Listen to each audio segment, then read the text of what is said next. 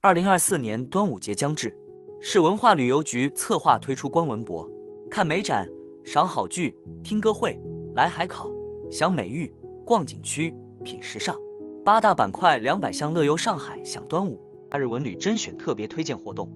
让市民游客乐享端午假日。届时，闵行浦江郊野公园举办端午文化节，宝山国际民间艺术博览馆推出端午民俗游园会系列活动，青浦朱家角古镇开展汉风奇妙夜活动，市民游客可身着汉服，体验包粽子、点朱砂、投壶等传统民俗。金山花开海上生态园将推动端午民俗与露营潮流结合，策划推出花海端午露营游园会。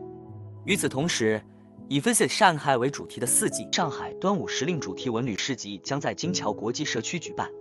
邀请在沪境外人士体验海派文旅大餐。思南公馆将开展新中式器乐组合演奏会，将传统与潮流音乐风格相结合，为公众带来3天的国潮街角音乐体验。此外，一系列兼具传统元素与时尚风格的端午非遗文创还将集体亮相虹口金潮巴弄市集。端午假日期间，上海将推出一系列文博美展和线下文艺活动。乐游上海享端午假日文旅活动还将与上海之夏国际消费季、上海夜生活节、邻里生活节等节庆活动开展联动，将通过多元创新的文商旅体融合形态延长文旅消费链条，助推夜间消费热度不断攀升。